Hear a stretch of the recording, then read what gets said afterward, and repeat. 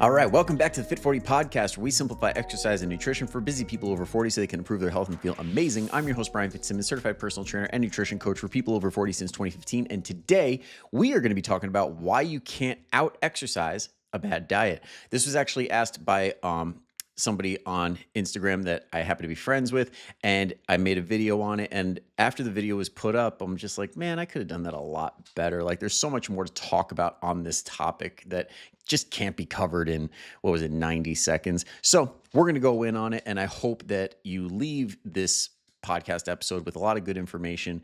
And if you have that person in your life that's constantly trying to outwork a bad diet, you can just send this their way and it'll clear a lot of things up for them and hopefully get them going in the better direction. So let's talk about why people try to out exercise their diet. And most of the time it is for weight loss or fat loss goals. They're just trying to use exercise as a modality to create a deficit to get them the results that they want. And unfortunately, exercise is one of the worst things to cause weight loss or fat loss independently. I'm not saying that it doesn't help. I'm just saying if you're only using exercise and not adjusting any other aspects of your life, it's a very, very bad strategy, and it just does not work if you look at the people that try and do it. Like, name me one person that's actually succeeded at that and kept the weight off for good.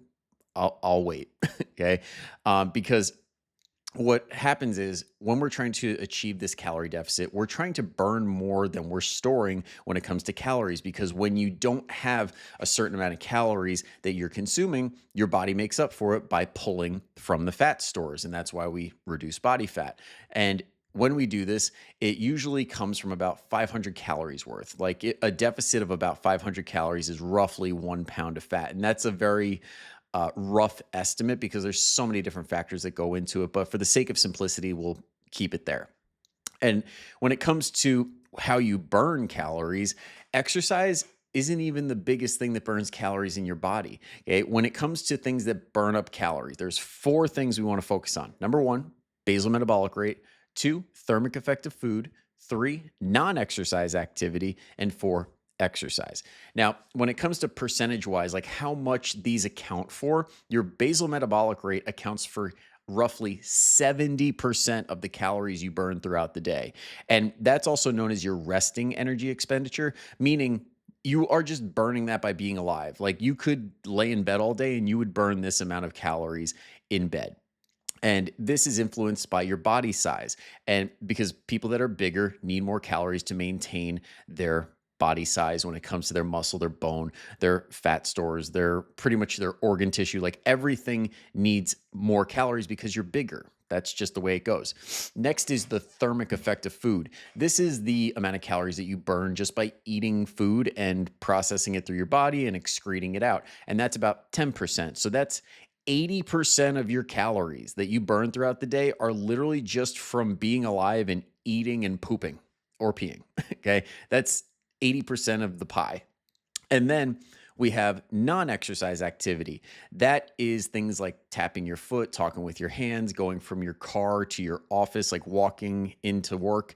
That's about 15 to 20% of your total calories.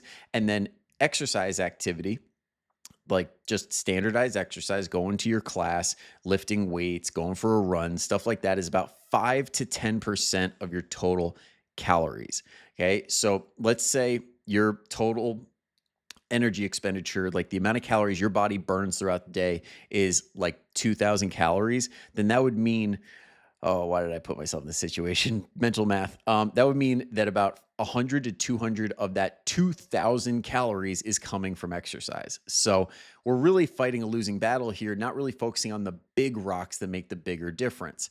And also important to note, your exercise activity and your non-exercise activity are going to vary greatly depending on if you're sedentary or active, because obviously active people are going to burn more calories through exercise, but also through the non-exercise. Because if you work a job that's on your feet, like you work a manual labor job, or you're like me, you're a personal trainer just constantly on your feet all day, you will burn more calories because you are just naturally moving throughout the day compared to somebody who sits at a desk all day.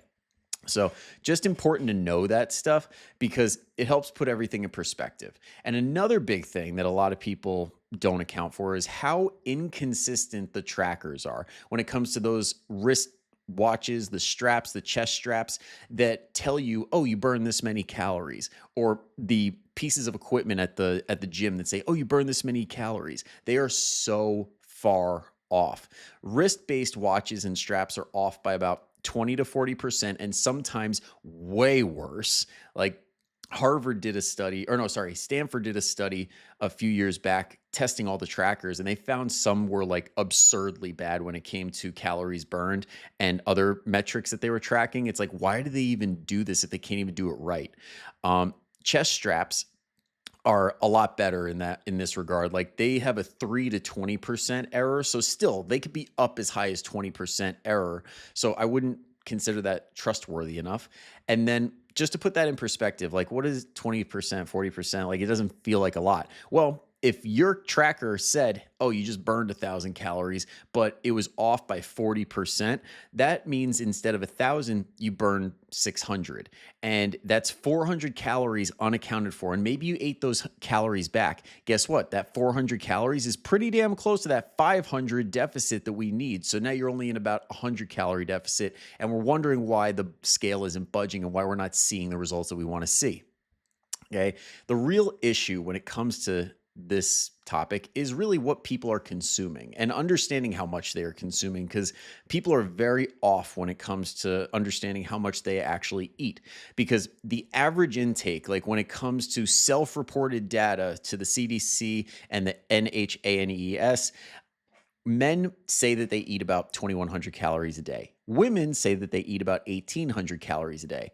However, when they do studies, and they've done multiple studies where they're metabolic ward studies where they lock people in a room and they say, hey, you're going to eat whatever you want, just estimate about how many calories you are consuming. And we're going to watch you and we're going to tell you exactly how much you actually ate.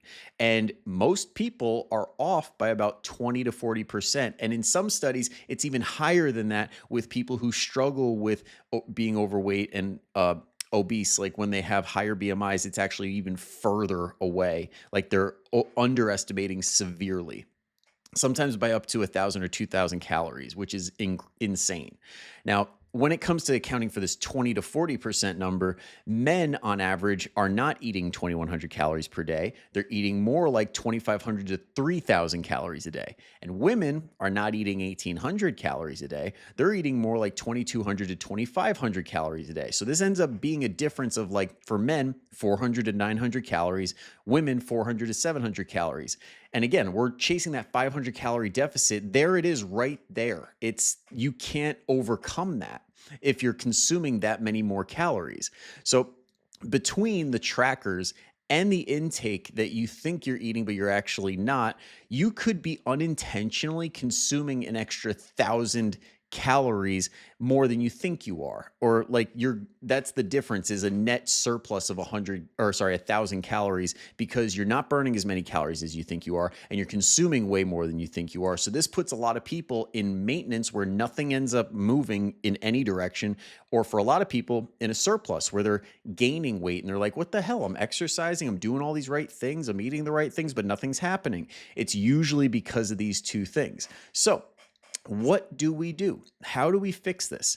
Number one, stop relying on calorie burn trackers. They are just not reliable, and they really don't give you the info that you need to make the decisions that'll put you in a better position, because handling your intake rather than how many calories you burn will usually put you in a much better direction. So if you can, track your calories. It really is no difference in time if you're putting a bowl of something together, put it on top of a scale and just see how much you're actually consuming, and then put it into, like, Macros First is a really good one, or Chronometer, MyFitnessPal. They're all great. But let's say you don't want to go that route, then take the numbers that those apps give you to put you in a calorie deficit and just plug it into AI like Gemini or ChatGPT or Claude and say, hey, I need this many calories a day.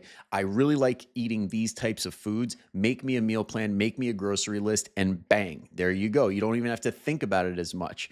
And when you go out to dinner, you could say, hey, I need this many calories in this meal. when you're prompting the AI, say, like when I go out, for example, I know I budget roughly about 1,000 calories for dinner because I could get away with a lighter lunch, breakfast and lunch, so I can have a heavier dinner. So I just go out to restaurants and chat with Gemini and say, hey, give me something that's 1,000 calories or less. I want about 50 grams of protein and I want a vegetable or a fruit included. So that way I get my protein and I get my color, because fiber is not always easy to get when you're out there if you're going for the full PFC. So you just tell it that, say, hey, I'm going to Longhorn Steakhouse in Greenville, North Carolina, because that's where I was at, and give me 5 options. And then you have a condensed menu and you're like, okay, I could eat this and stay on track with what I'm trying to do. And then track your consistency. So if you don't track, or you don't eat the meals that are on your plan, or whatever, you just have no idea where your calories stand, then track that as a X on your calendar. And then on the days that you do, put a check mark. And you need to be at least, bare minimum, 80% compliant. So whatever that ends up being, however many days, I think it's 24 out of 30, then that usually keeps us in a good spot. Now, ideally, we want to be in like the 90s because that's more accurate. And if you go balls to the wall because you're like, oh, I'm off plan, those days that you're missing could potentially screw the entire thing up. So you don't want that to happen. And also, when you're doing this, keep your activity consistent. When it comes to activity tracking, like the key thing is just to make sure that you keep doing it. Not, oh, I burned 1,000 calories instead of 8, or I burned 800 calories instead of 1,000 in this session. It just must not have been good enough. No, forget that, because you actually burn less calories as you get better at exercise and as you get in better shape, because it's not as strenuous on your body. So that is not something that we want to keep count of. What we do want to keep count of is step count. Okay, make sure that your step count does not drop, because when you go into deficit, if it's a true deficit, you're going to be a little bit more tired and you're less likely to do things that require more activity. You're less likely to park the car further away. You're less likely to take the stairs versus the elevator because you're going to be a little bit tired possibly. So step count, you want to keep it in that 5 to 10K range for most people. And that'll also help you keep good tabs on your non-exercise activity. So we account for both the NEAT and the exercise, because next is weekly workouts. How many times are we actually making it to the gym, to your class, to whatever it is that you like to do, how many runs you do? Make sure it stays consistent and that doesn't drop off, because if we're not doing that activity, we're not burning those calories, we're messing up this calorie equation. We want to keep things consistent. And then if your goal is to lose weight, lose fat, track the inches along with your weight, because about 5 pounds per inch lost in your weight, or sorry, let me rephrase that. For every inch that you lose in your waist, that is the narrowest point between your hip bone and that bottom of your ribs, that bone, whatever the narrowest point there is, for every inch that you lose, that is about 5-ish pounds lost of body fat. Even if the scale says you didn't move at all and you didn't lose anything, you can confidently say that when they've done this, when they compare your waist circumference measurement to like DEXA scans and things like that, weight aside, they found that body fat is lost when you can see that difference in the waist circumference, and other measurements too. So keep measurements. Don't let the scale dictate your entire day, your entire journey, because the scale sucks. I hate it. And I wish people would just ditch it completely and just focus on waist circumference and neck circumference too, because those two tell us a lot. So keep